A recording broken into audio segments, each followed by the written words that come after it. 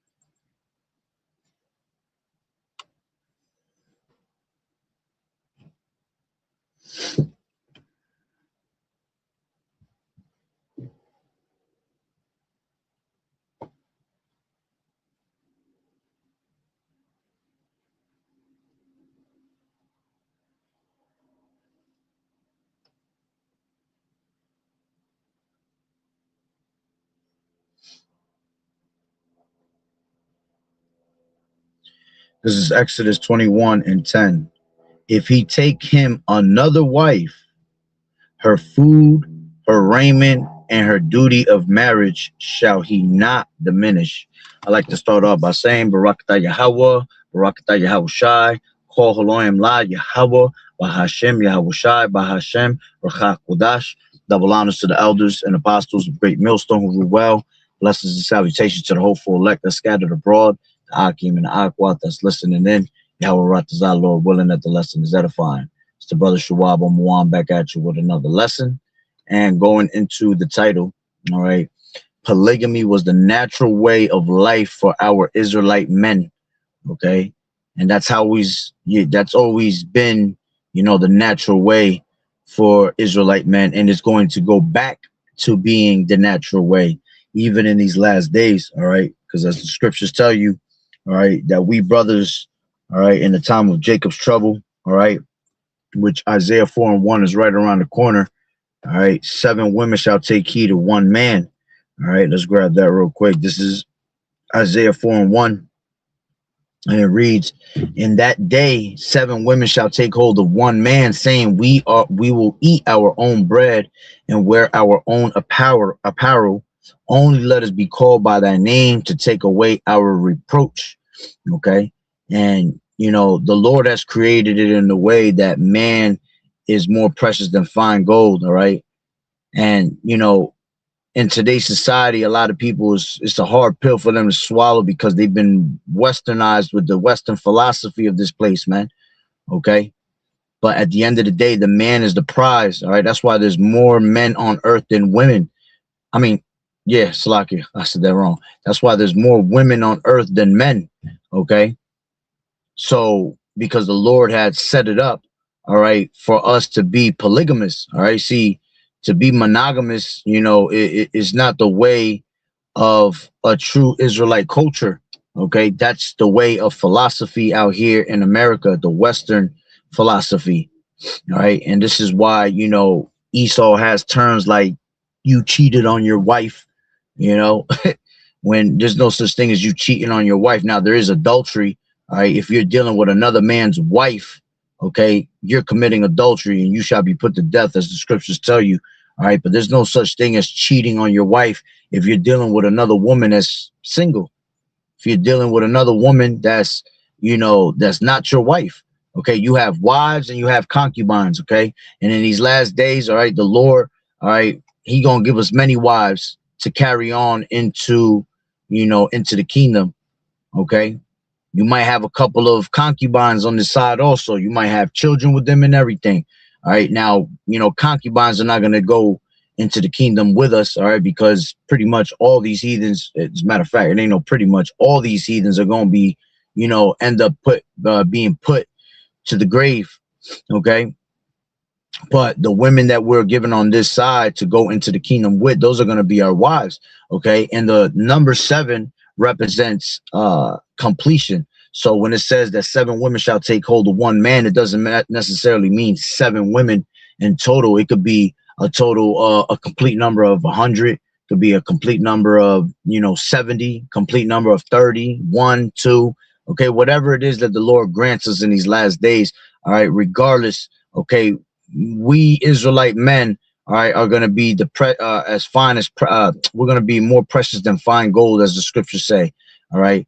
And the only way an Israelite woman will make it out of the destruction here is through a man of the Lord, because as it tells you in 32, in Isaiah 32 and 2, all right, a man shall be a hiding place from the wind. Okay. And you women are only going to be saved for childbearing. All right. Showing you once again that the Lord, all right, deals with the Israelite man. Okay. The Lord said that his tabernacle is with men. All right. So at the end of the day, the Lord has made man to be a special possession above the woman. Okay. Now we're not above YAHAWAH'S, right? Because First Corinthians 11 and 3 tells you the actual breakdown of the order. All right. It's Yahweh, then comes YAHAWAH'S, then comes man, then comes woman. You see, then children. So, a woman is at the bottom. Okay. A woman was created to be a helpmeet onto a man. Okay. A woman was created to be what she is, a woman, a female servant, a possession onto a man, right? As it tells you in, let's grab that real quick. This is Ecclesiasticus. All right, what is that? 43, I believe it is. All right, the 43rd chapter. Oops.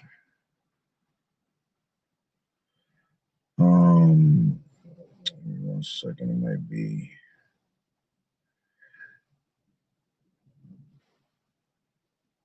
No, it's not 42.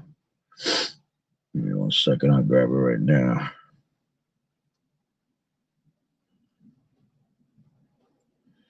This is Ecclesiasticus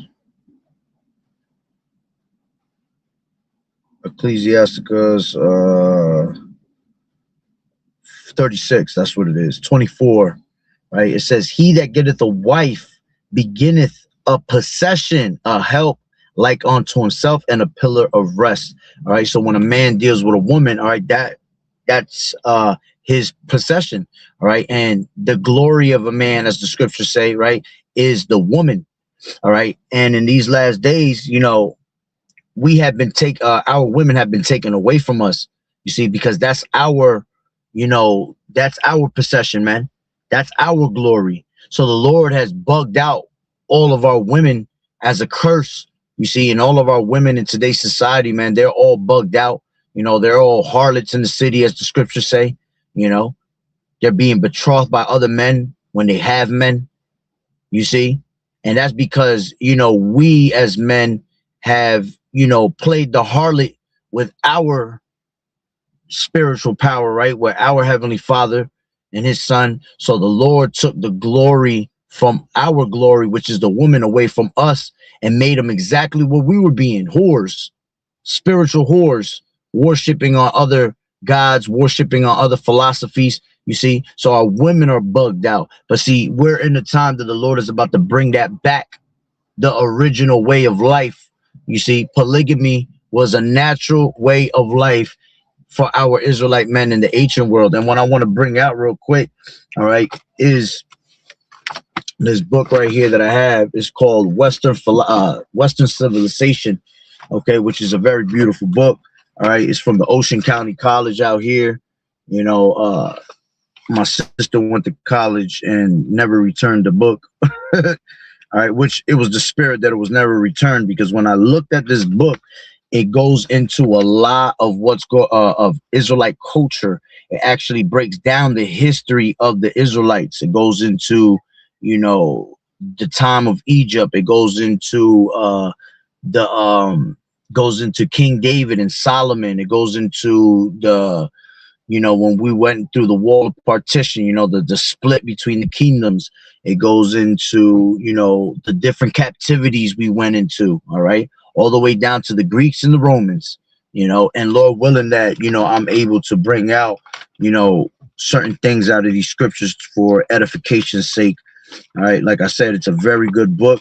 It's by Jackson J. Vogel or Vogel. All right, Western Civilization, the 6th edition, volume 1 to 1715, Ocean County College. If you want to try to see if you can get your own copy. All right, but what I wanted to share, right, I'm gonna try to share. It's one whole page, but it's very spiritual, because it says the social structure of the Hebrews, right? So it says originally the Israelites had been organized along tribal lines, but a new social structure had evolved by the time of the monarchy as the Israelites settled in towns and villages. Although historians, all right, it says, although historians warn that the Israelites did develop social classes in the modern sense of self-conscious groups opposed to one another, there were conspicuous divisions of the population. It says social patterns. The men of rank and influence formed a special group of considerable importance in Hebrew society. This group included officials of the king, military officers, civil officials, and governors. Although simply servants to the kings, they held a privileged position in the society at large. The common people, sometimes called the people of the land, remained a body of free people having basic civil rights. Their livelihood came mostly from the land and from various crafts.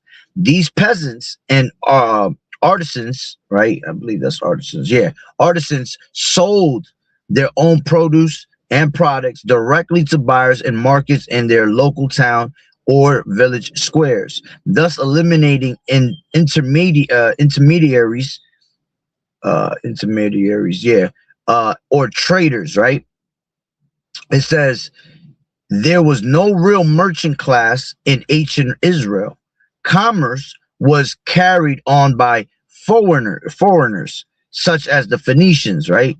Not until the diaspora, when Jews became scattered throughout the ancient world after their exile to Babylon, did they become merchants, all right? And see, that goes to prove, all right, that we were scattered throughout the four corners of the earth. And this is just a book that you learn in regular college, okay? And a lot of people will just read this shit and just be like, you know, this ain't nothing important, all right? But this is all part of history, you see? So it says family. It says the family was central social institution in Hebrew life and consisted of individuals connected by a common blood and a common living place. A family living in one house could comprise husband and wife, married sons and their wives and their children. The Hebrew family was patriarchal, right? Patriarchal, all right? Patriarchal, yeah. It says the husband, father, was master of his wife. You hear this? The father and the husband was master of his wife and possessed absolute authority over his children, including the power of life and death. And it tells you that in early stages of the scriptures, when you go into Genesis, right? Genesis 3 and 16, and it reads, unto the woman he said, I will greatly multiply thy sorrow and thy conception. In sorrow thou shalt bring forth children, and thy desire shall be to thy husband, and he shall rule over thee. Okay, so it was a natural way, all right, of men ruling over their women. Okay, see, in today's society, it's hard for that to happen because, you know, we're under a certain curse, as the scriptures tell you that I will make a new thing. The Lord said he will make a new thing under the earth, right? I mean, in the earth, that a woman shall compass a man. So we're in a time of feminism, right? We're in a time where women, you know, pretty much rule, okay? As the scriptures tell you, this is Isaiah 3:12, it says, as for my people, children are their oppressors, and women rule over them.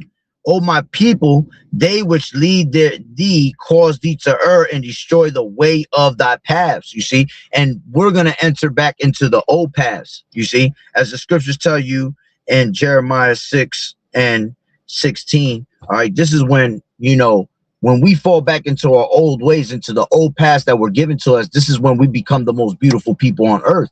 Even when our women fall back into line and they do exactly what they were, you know, told to do in the ancient times. Okay. And a lot of these women can't wrap their head around multiple wives. You know, they might claim that they're down with it, but they're really not down with it at the end of the day. At the end of the day, they get jealous of another woman. You mention another woman, they get all bent out of shape, you know, and that's how you really know if these women be about this truth or not. Okay. Because a lot of women, you know, be claiming to be in this truth, but if they deal with a man and a man even mentions another woman, they're already, like I said, they get bent out of shape, right? So it says 6:16, it says, thus saith the Lord Yahweh, stand ye in the ways and see and ask for the old paths, where is the good way, and walk therein, and ye shall find rest for your souls. But they said, we will not walk therein. Okay. And that's what it is. These women are not really down with the polygamous lifestyle because they just bugged out in their own minds. You see, they just want to be greedy and just have you all to themselves.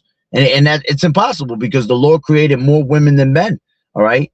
You women get, you know, you come to the time of your monthly, you get all bent out of shape and weird, and you get all evil and shit, you know, and that's when we're supposed to go and deal with another woman, you see, because we're not supposed to be around you when you're unclean. You're not supposed to be touching nothing. Everything around you is unclean. So we're supposed to stay away from you, you know, but you mention that to a woman in today's society, they start getting bent out of shape, man.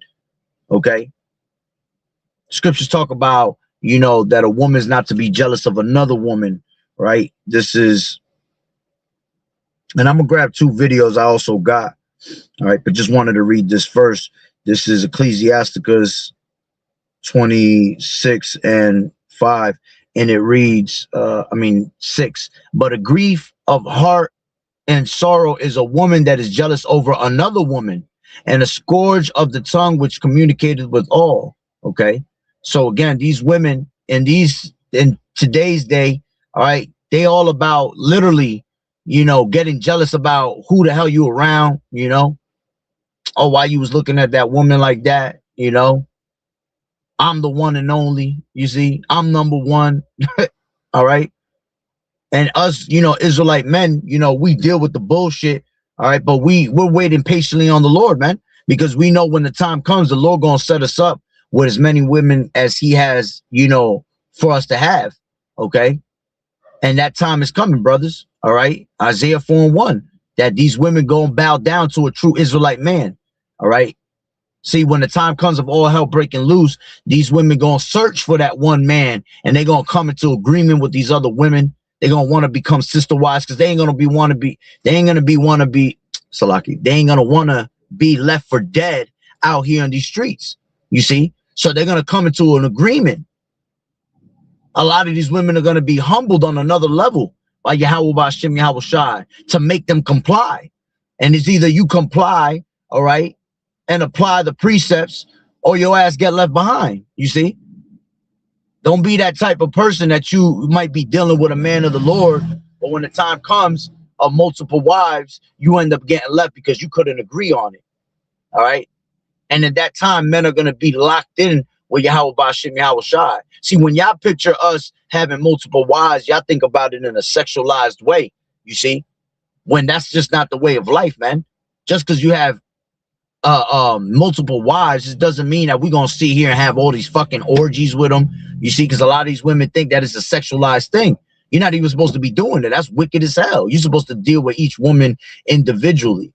You see, you're supposed to be, you know, yeah, we have sex for pleasure and things like that, but it's really to, you know, to build our nation, man. You see, it's to continue on our legacy.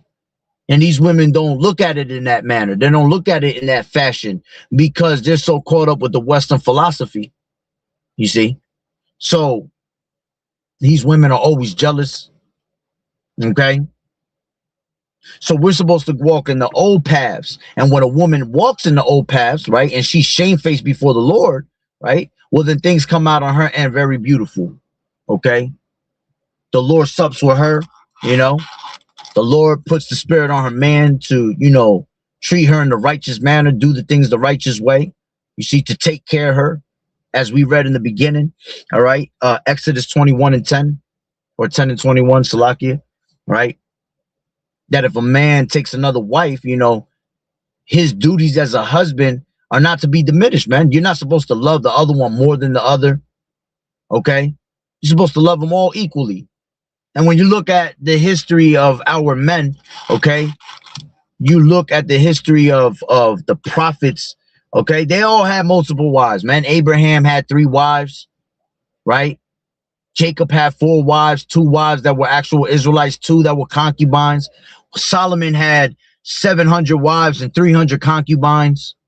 You see, right? Rehoboam had 18 wives, 60 concubines.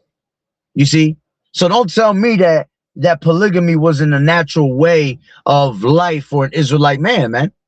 You see, so continue on in this book, right? It says marriage and women. All right, and so you know that I ain't bullshitting. This is, I even got it highlighted in here. Okay, marriage and women, right? And it says marriage was an important aspect of Hebrew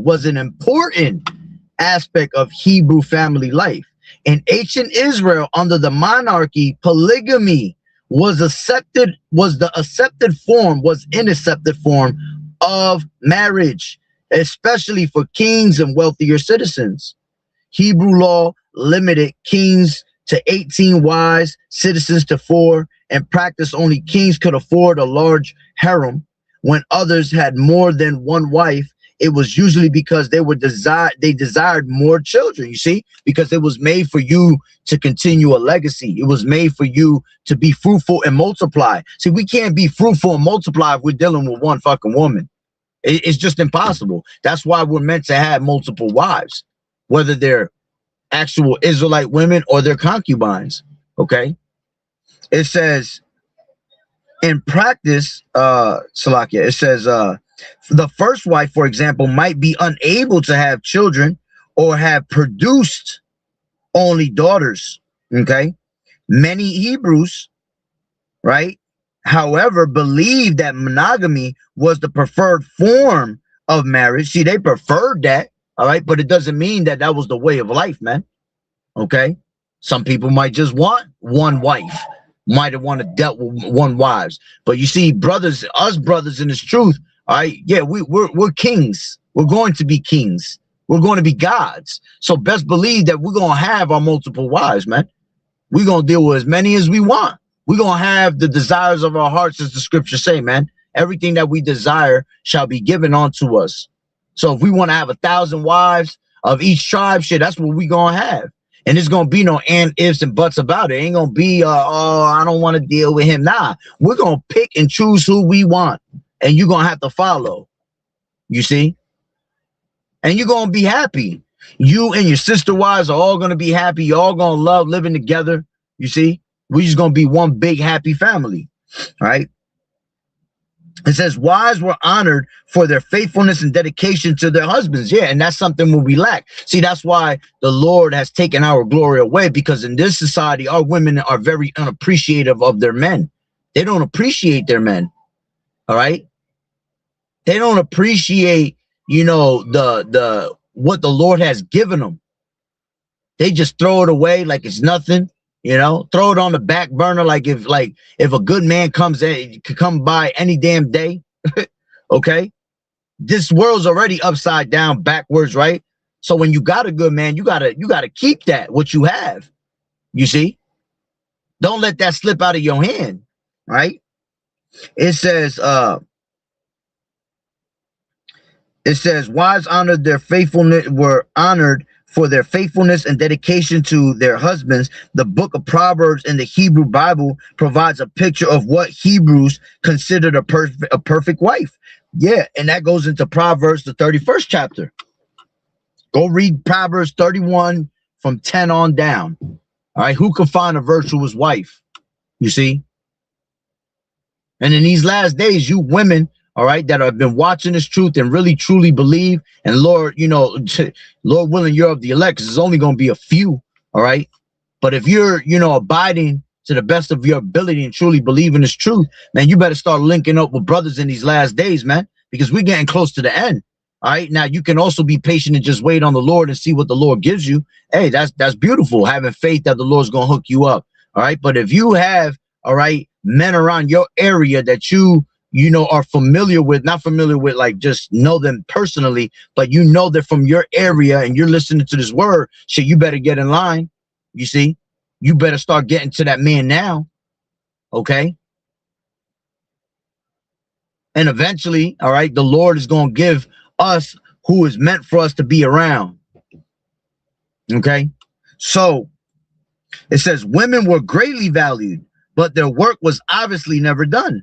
Although the Hebrew Bible, a male-edited work, reveals a society dominated by men. That's right. This is a man's world. It always was and always will be. YAHAWAH'S is a man.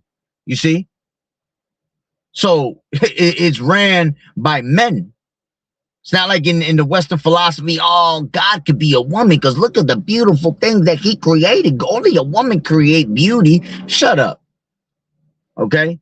Even when you look at like the animal kingdom, don't you realize that the males are the more beautiful ones than the women in the animal kingdom? Why? Because it's a man's world. The Lord deals with the men. The Lord has made the man, you know, more precious than fine gold. Okay, our men are out of order right now, and they're not as gold, right? As the scriptures tell you in Lamentations 4:1, how has the gold become dim? You know, that's because you become wicked. So you dim your own light when you live in the ways of wickedness. But when you wake up to this truth, see, you start to begin to light again. You become that light again.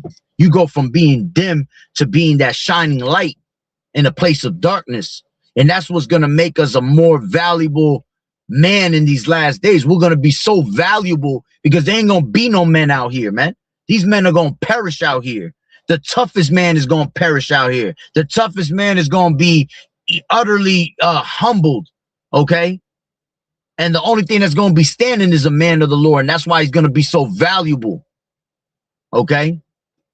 It says, it also includes stories of women who played heroic roles in the early history of Israel.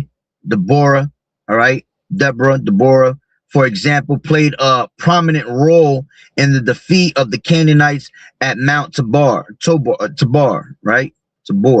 It says after the same battle, Jael killed Sisera and the leader of the Canaanites, according to the song of Deborah, most blessed of women by Jael. Okay. And yes, there were times where the Lord, you know, used a woman for certain things. All right. But it doesn't mean that the Lord is just dealing with straight women. All right. And then also like Deborah, right? You got a lot of people, a lot of these women be like, well, she was a prophetess. You know, we could be prophets. We're just called prophetesses. Nah. That don't mean that does not mean that you can be a prophetess. A prophetess was a woman that was the wife of a prophet, so she was considered a prophetess. You see, it doesn't mean for her to go out there and prophesy.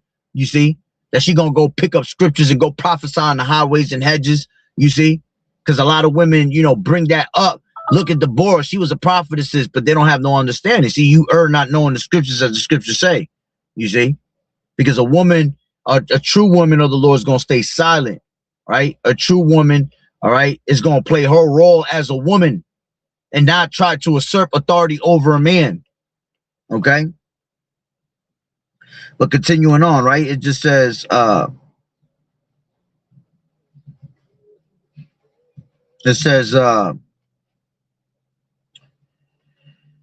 these accounts are not the norm. In the Hebrew Bible, women are mostly dependent on men. You see that? They're dependent on man. Why? Because man, all right, is the one that the Lord deals with. Man is above the woman. It says it should not surprise us then to learn that a married woman was subject to her husband's authority. Unlike the Mesopotamians, right? The Hebrews did not develop the custom of dowry from the bride's parents. Okay, and all these other nations had that queen of heaven spirit, man. They all worship and put a woman first before anything, when a woman is not to be put first, man. Okay, that's just them and their philosophies. And see, that's what happened to our people. You know, they started going into those different philosophies, you know, following after the ways of the heathen, and it destroyed them. You know, still to this day, they follow in the ways of the heathen, right? You got men that, you know, a happy life, a happy wife that gives you a happy life. Fuck that. We ain't here to make none of you women happy, man. All right. You're here to do your duties as a woman. Proverbs 31, Titus 2 and 5 and 6 and 7. You see, those are your duties. And we as men have our duties that we have to do, you know, keeping ourselves intact with YAHAWAH'S. And if we keep ourselves intact with the Lord, well, the Lord is going to sustain our household. He gonna keep everything in order. The moment you are not doing what you're supposed to do as a man with the Lord, well, then your whole house is out of order. That's why your women become out of order. Your children come out of order. Now your women is driving you nuts, doing what they please. Now your children is acting a damn fool. You see? And that's why it's important, all right, to, you know, walk in the old paths as the scriptures say. All right. Continuing on, it says, they did, however, have a practice whereby the bridegroom's family paid a sum of money to the bride's family, not as a purchase price as such, but apparently as compensation to the family for the loss of their daughter. And then that was, you had to pay shekels on to, you know, the family. All right, if you ended up taking their daughter. Let me see, where was that at?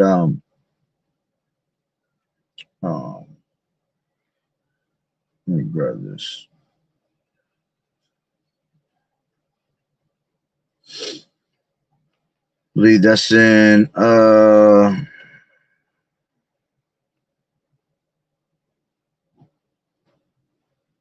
give me 1 second.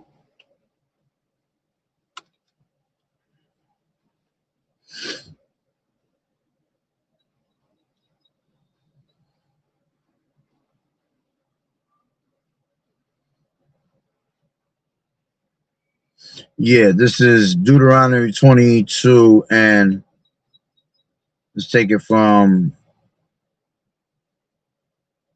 Laws of Morality. It says 13, if any man take a wife and go in onto her and hate her, and give occasions of speech against her, and bring up an evil name upon her, and say, I took this woman, and when I came to her, I found her not a maid.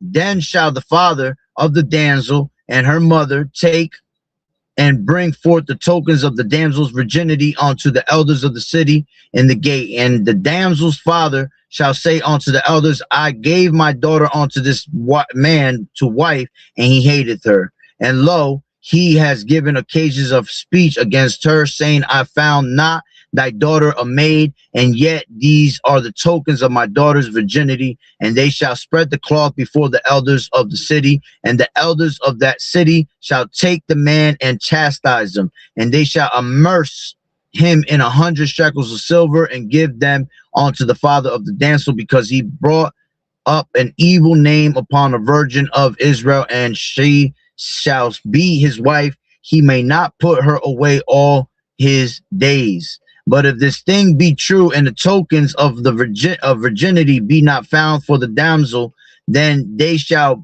bring out the damsel to the door of her father's house, and the men of her city shall stone her with stones, that she die, because she has wrought folly in Israel to play the whore in her father's house, and so shalt thou put evil away from among you.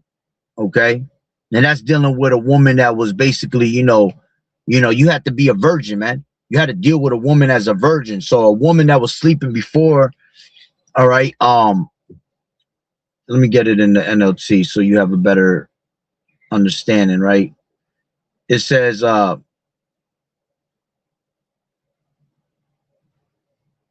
the way that we know she was a virgin, they will use that cloth. It will have to have, I believe it had to have blood on it, right?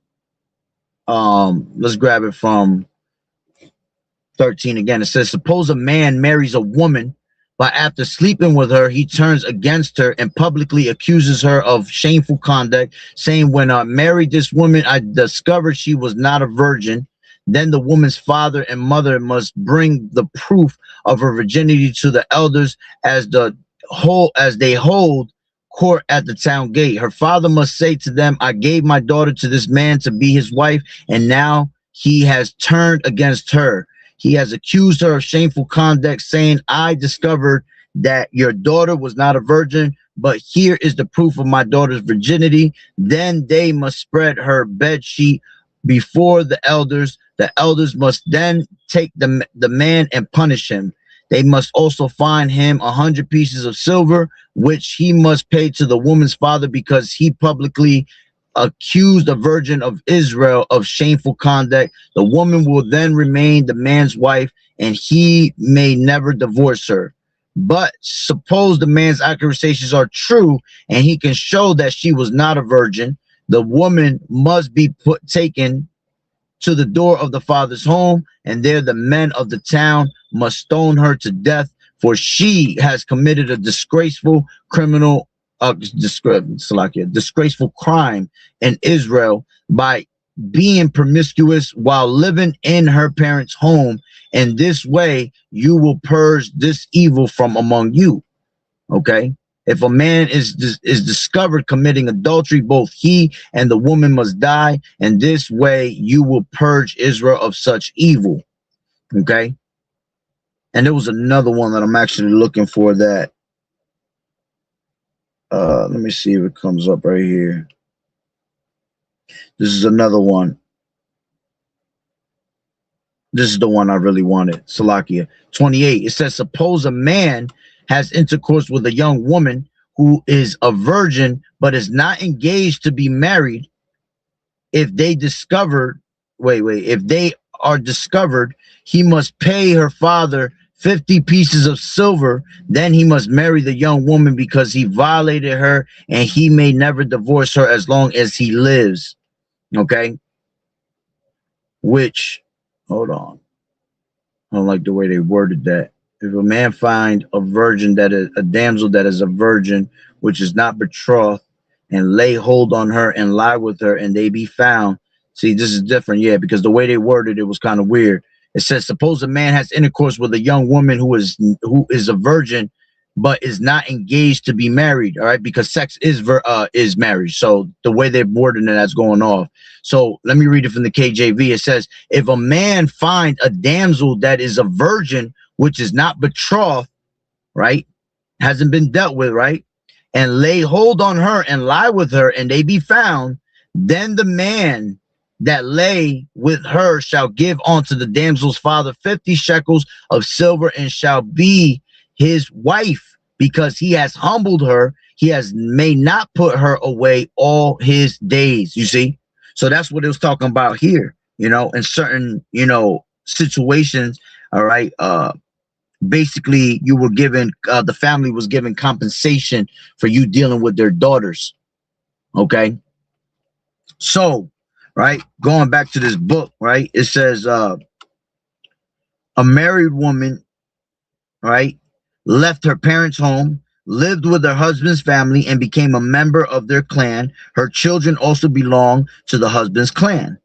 Now, check this out. It says, since boys and girls were married at a relatively young age, all right, because there's always a conspiracy, not a conspiracy, there's always a controversy. That's what I want to say. Controversy when brothers be going into, you know, that we dealt with women at a very young age. Okay, we definitely did. Okay, 12, 13 was like the normal age that Israelites were dealing with women. Okay, And you know, when we say that, they get out of shape, they they get bent out of shape. Or you talking about being you know, a pedo. You know, the people don't have understanding of the scriptures. You become a man when you go through puberty. A woman becomes a woman when she passed the flower of her age, as the scriptures say.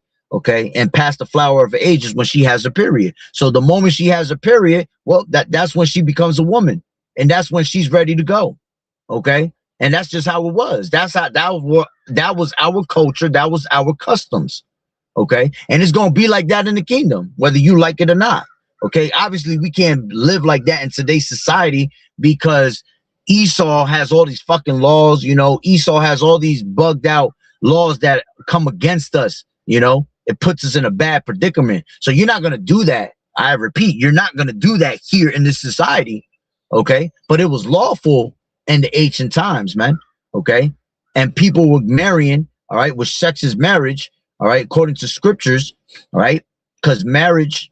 All right, sex goes into the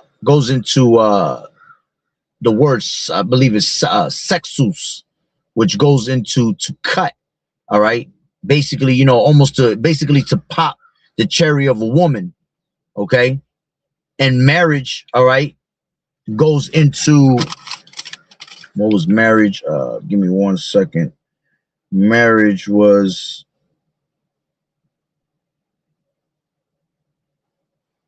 give me 1 second. Word etymology online, marriage. All right, to marry, right? Marriage was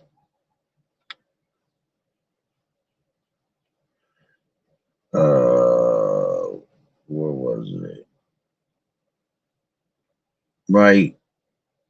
She's going into the Italian, it's going into wedlock. All right. As a matter of fact, let me do this. Marry. Marry. The word marry goes to give offspring in marriage, you see? So to marry is to have marriage with a person, you see? So marry says to give, all right? Marry, to give offspring in marriage, to enter into the conjugal state, to take a husband or a wife, you see? So that's how it was back in the day, man. When you were given in marriage, it's because you had sex with that person, right? And men, you know, would take, that's why you would read in the scripture, it'll say, and Abraham went into his wife, you know what I'm saying? I'm just using right now just as an example, right? Or whatever name you want to use, and he went into his wife, right? Or Cain knew his wife, you see? Adam knew his wife. Yeah, to know is to basically, you know, have that sexual, you know, marriage, okay? And then we just broke down what the word marry means. It means to give offspring, all right? The word sex goes into sexus, which means to cut, all right? Basically to take the virginity of a woman, you see? To pop her cherry, okay? So it shows you right here, all right? In this very book, all right? A college book telling you the culture of an Israelite man, that they were what? Since boys and girls were married at a relatively young age, you see? Parents took the responsibility for the matchmaking. Although marriages occurred between persons of different families and even with foreign women, you see, showing you that men were dealing with foreign women, showing you that we're allowed to deal with foreign women, okay? Now, the Lord did say to stay away, okay, from these other women, to tell you that, I think that's Tobit, right? This is Tobit. I think it's the 4th chapter, I want to say. I haven't gone to that in so long. 4 and 10, I think it is. 12. It says, beware of all whoredom, my son, and chiefly take a wife of thy seed of thy fathers, and take not a strange woman to wife, which is not of thy father's tribe. For we are the children of the prophets, Noah, Abraham, Isaac, and Jacob. Remember, my son, that our fathers from the beginning, even they all married wives of their own kindred, and were blessed in their children, and their seed shall inherit the land. You see? So we're to make actual our wives are made to be the women that are from our tribes. See, but doesn't mean that we can't deal with these other women.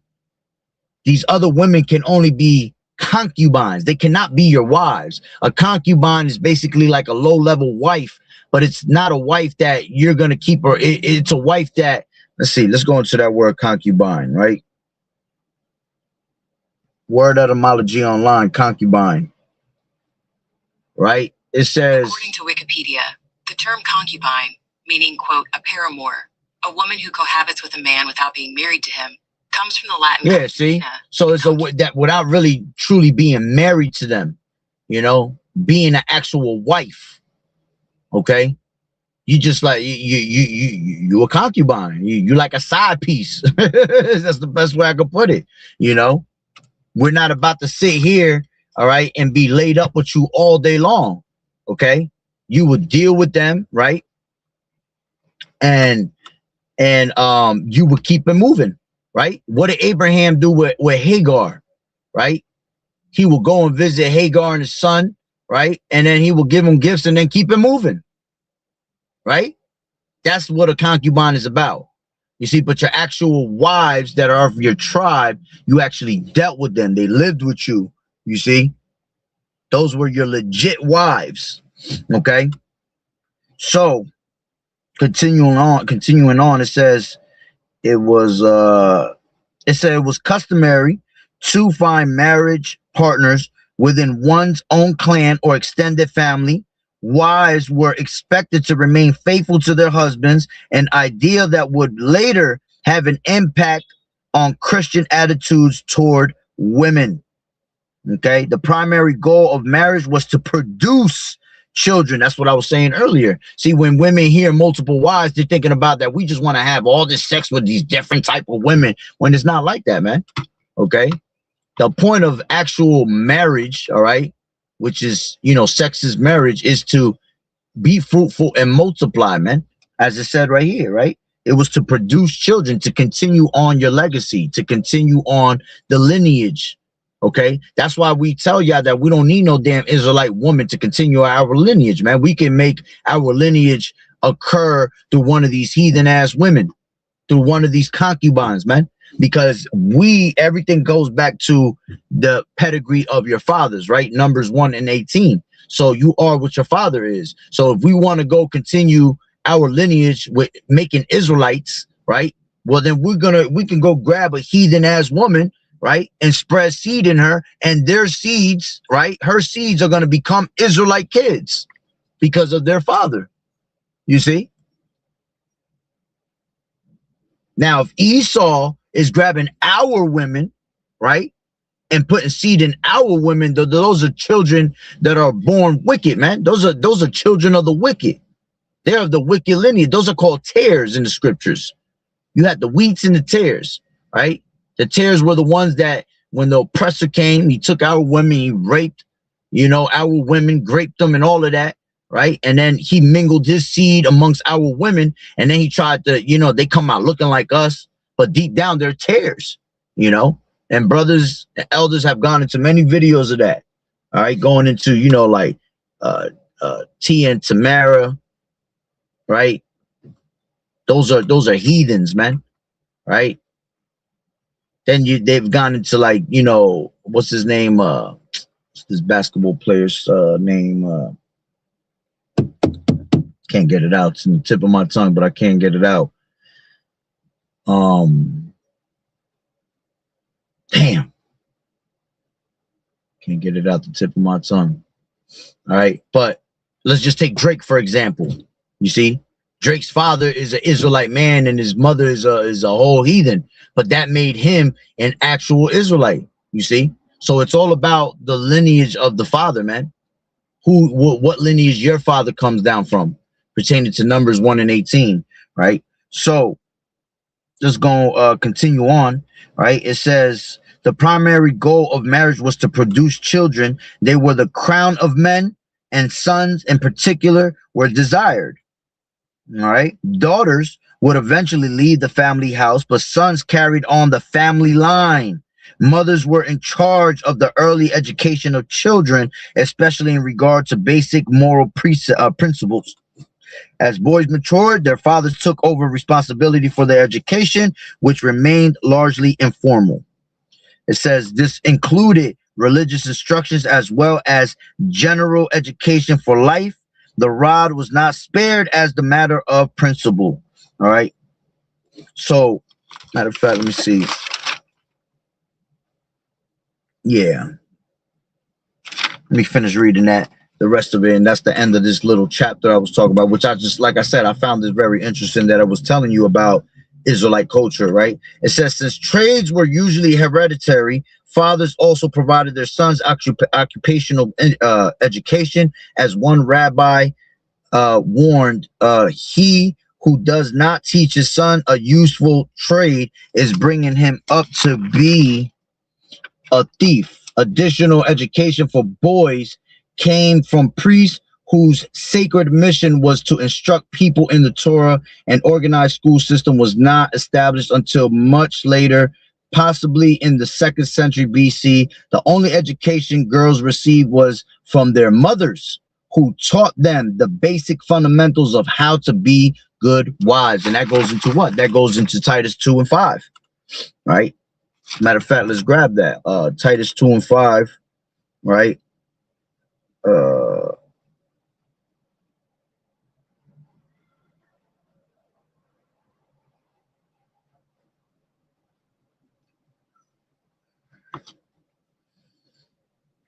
gonna plug this up before the shit dies. Titus 2 and 5, and it reads 3. The aged women likewise, that they be in behavior as becometh holiness, not false accusers, not given to much wine, teachers of good things, that they may teach the young women to be sober, to love their husbands, to love their children, to be discreet, chaste, keepers at home, good, obedient to their own husbands, that the word of Yahweh B'Shem Yahushua be not blasphemed. You see, and that's what your job is as a woman. You see, and a lot of these women don't want to live to those standards, man. They just want to do their own thing because Esau has brainwashed them to think that they can usurp authority over a man, that they can walk in feminism and they'll be all right. You see, and that's why our women are all screwed up in these last days, man. Okay. But the Lord is going to pick and choose, all right, who are the worthy ones in these last days for the men of the Lord. And that's why Isaiah 4 and 1 is going to come. And they're going to fall in line. Some of these women going to be humbled and actually be humbled to the point where they do the righteous thing, all right? And a lot of them is just going to be women that are, you know, that are straight virgins, man, okay? That you know where they come out from, all right? That's just what the Lord preserved for us at the end of the day, okay?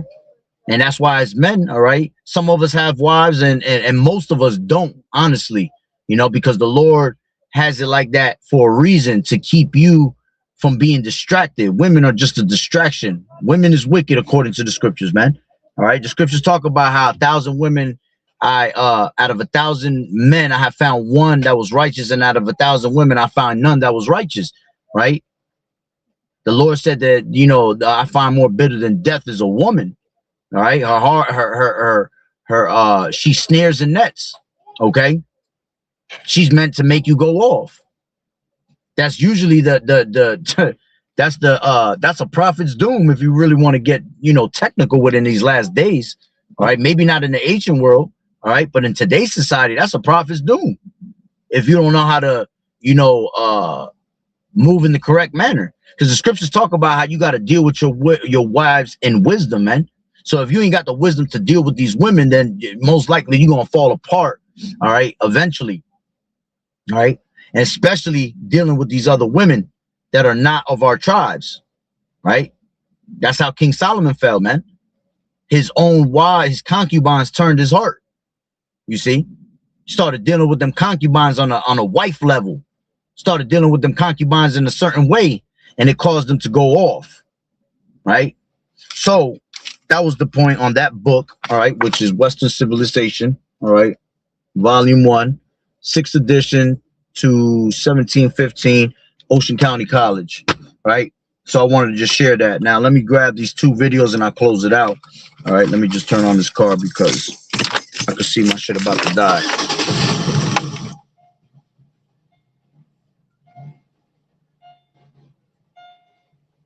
This is from TikTok, all right? And women are now starting to come to the conclusion. They're starting to realize that polygamy is the way. See, if our women will fall in line, life will be so much easier, all right? Because having polygamy, man, literally having polygamy, all right, can help a lot out in a relationship, man. You see? Things wouldn't be such a burden. You know, you women want to have to deal with everything just by yourself at home. You know, you got the sister wives to help each other out, you know, got a couple different incomes coming in, you know, making things easier to pay, bills even easier, you see. But see, again, women fall back into that Ecclesiasticus 26:9 spirit, man. I mean, 26:6 spirit, where a woman is jealous of another woman, all right? That's a grief and a sorrow onto you, right? So this is, let me plug this in. Let me put my Bluetooth on so you can hear even better what's being said.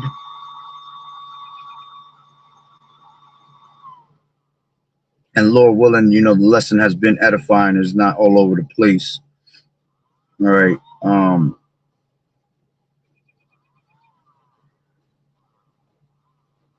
right.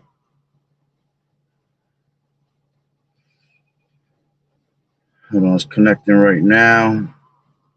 There you go. Now, let's go to this TikTok video.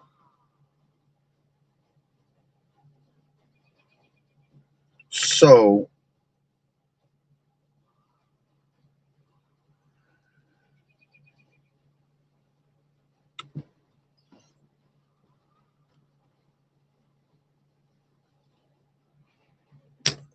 oh shit. My bad. My bad.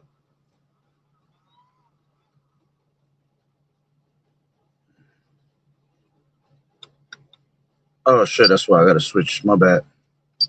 Hate each other, because that's when it starts to get a bit ticky. I actually think I could be a sister wife. You just need to have a mutual understanding and respect for the other woman. My kids can be around your kids and we mix and mingle, we mix and blend. It's not that deep. We don't have envy, we don't hate each other, because that's when it starts to get a bit ticky. I remember being very young saying I wouldn't mind my man having multiple women. I had no business saying this. I was very young when I said this, but I feel like I said it because I was a kid. Again, when we say multiple women, this doesn't mean, because see, there be some bugged out Israelite men that when we say multiple women, they take that shit out of context and they think that it means that I could sleep with all my wives in the same bed. I could have them doing all types of bullshit together. Nah, man, that's wicked as hell. That's not how you deal with your women. You deal with your women individually.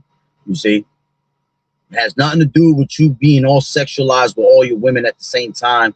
You know, having a good time. This ain't the times of fucking Greece and Rome. All right. Have the understanding of what it means to really truly have multiple wives. All right. I didn't really understand what was right and wrong. I wasn't conforming to worldviews. I just thought, yeah, why not? And before you lot start thinking, oh, she's being a pick-me, if you're a woman who's took back their man multiple of times after cheating, you're a sister wife in denial anyway. Do you know what actually appeals to me? The fact that a man can be annoying the shit out of me and can just say, yo, go to your next woman, go to her house. Lord, I don't know what it is, but my heart resonates with that. Make her deal with and that's how it should be, because that's how it's, that's why you're supposed to have multiple women, because women, right?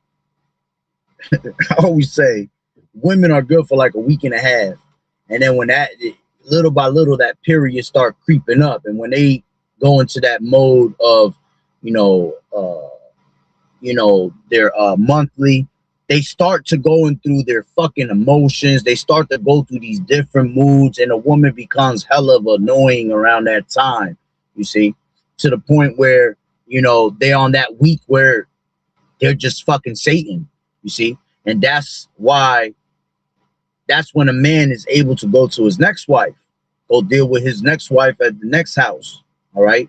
I mean, you can have all your wives living in the same house if you want, but you know, probably the smartest thing to be is to be living in separate houses, you know, and y'all all cool with each other, and y'all understand that, hey man, I'm gonna go check out my next wife. I'm gonna go check out this wife, you know what I'm saying? And you know, like she said, she might be getting annoyed with her husband, so you know what, go deal with your other wife, and then you know, she could purge out whatever the hell she gotta purge out. You see?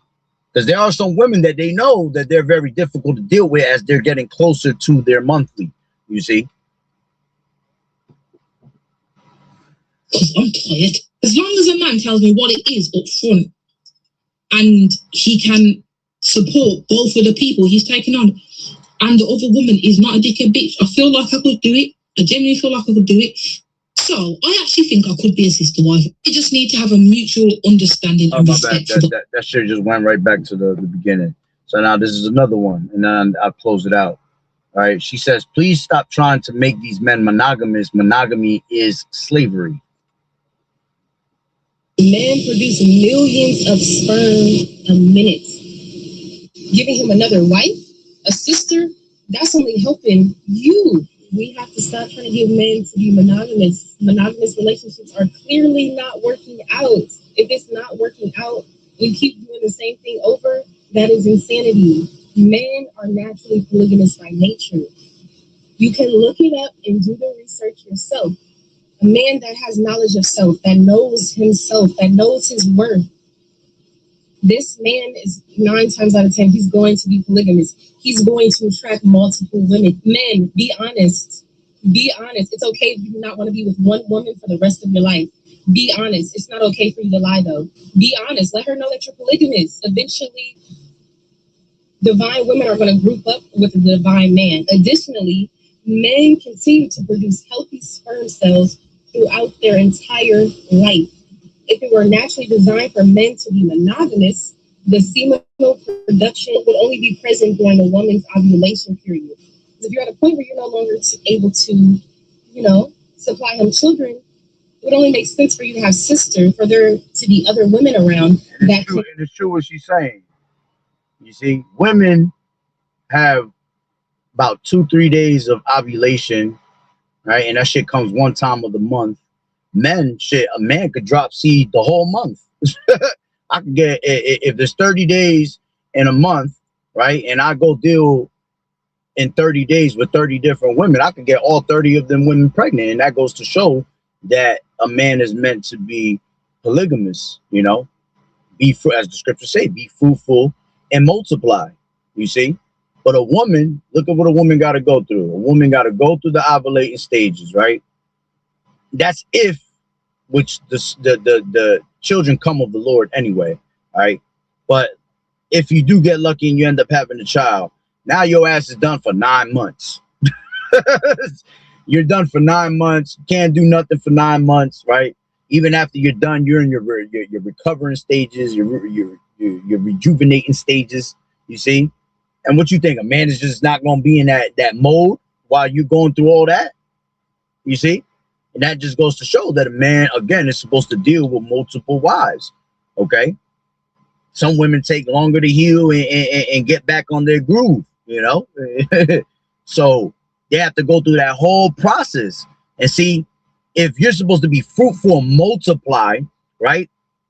In today's society, these women, our bodies are weak. So some of these women are only good for maybe 2-3 children, all right? Unless you're real young, all right? Because you're really supposed to be creating as at your youngest, you know what I'm saying? When you're the most fruitful.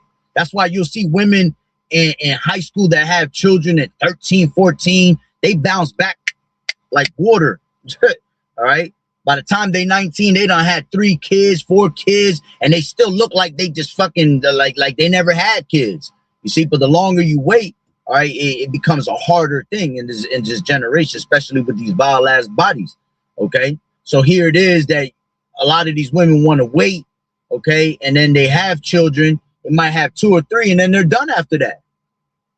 Their bodies not the same no more. You know, their bodies it can't hold up any longer. you know, especially when you know, wait and age longer and things like that, you see. And that goes to show you more that man is supposed to be polygamous, because how we gonna be fruitful and multiply if you only down to make, if you only good to make 3 of them, and after that your body's pretty much done for after that, you see. So these are little things you got to put together to show, all right, proof that we're meant to be polygamous. Okay, but let's finish what she got. She got a little bit left. Supply children. Men were put on this planet to be fruitful and supply him children. It would only make sense for you to have sisters, for there to be other women around that can supply children. Men were put on this planet to be fruitful and to multiply. This is about legacy. This is what our ancestors did. This is what they do in a lot of African tribes. There's absolutely nothing wrong with polygamy. Men produce millions. Which at the end of the day, we ain't Africans. So scratch what she talking about, Africans. All right, we Israelites. All right, and we, as the scriptures say, we're innumerable. We're like the grains of sand of the sea, you see. So the majority of this world that we live in is consisted of straight Israelite children. Okay, we're scattered everywhere. We're scattered throughout the 4 corners of the earth, and we are the majority of the people in this whole entire society that we live around the world. Okay, now these other nations got, you know, children, yeah, but they don't consist of the majority of the Israelites. Okay, if you took out all the Israelites today, this place would be a fucking quiet ass place, I'll tell you that, right? Even these other nations be having multiple wives, know that they're supposed to be in order. Matter of fact, these other nations are more in order than our people are in order. And it's been like that. You hear the elders in the brotherhood talk about that all the time. That's why a lot of our men go deal with these heathen, because they be more intact and more in tune on how they're supposed to move than our women are. Our women are messed up. They're possessed by demons, man. So our women are so messed up. All right, going back to what I said earlier in the beginning of this lesson, because we became a whore unto the Lord, right? The men worshiping all these other gods and, you know, all these other deities and, you know, spiritual whoredom. Basically, the Lord took our glory away and made them whores, basically. You see, it was like an eye for an eye. All right, you want to play whoredom with me? Well, then let me grab your women that you love so much, right? That's your glory, and let me bug them out and make them become whores. You see, and our women are all bugged out. All right, but the time is coming. Isaiah 4:1. These women gonna be humble. They're gonna fall in line, and there's gonna be 7 women cleaving to one man, meaning a complete number of women cleaving to one man in these last days. Okay, and whoever is meant to be with you in those last days, you're gonna bring into the kingdom. You see. And there's gonna be no ifs and buts about it, no arguing. Oh, she ain't coming. This and nah. Y'all all gonna be cool with each other, because ain't none of y'all gonna be thinking about that shit when all hell breaks loose. You just gonna want to be saved. You just gonna hope that you're part of an Israelite man. You see, and then once we come into the kingdom, everything's just gonna be back to normal. We're gonna go back to the natural way of life for our Israelite men. You know, being polygamous as many times as we want. You see, so yeah, that's pretty much the lesson. Salakia took a little long. It took more long because I was reading the book, you know, but I just ran across that and wanted to bring that out through the spirit, since, you know, it's kind of been, the brotherhood been talking about Isaiah 4:1 for a while now. It's been coming up over and over and over again through the spirit. So it's kind of like in the air on top of, you know, prophecy and everything else. But that's prophecy that's about to take place. You see, 7 women cleaving to one man.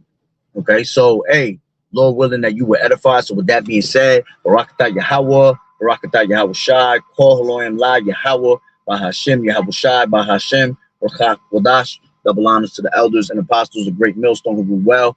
Blessings and salutations to the hopeful elect, the scattered abroad, the Akim and Akwat that was listening in. Yahweh Ratazah, Lord willing that the lesson was edifying. So the next one, Shalom. Keep fighting the good fight of faith, enduring as good soldiers of Yahweh Shai. Shalom.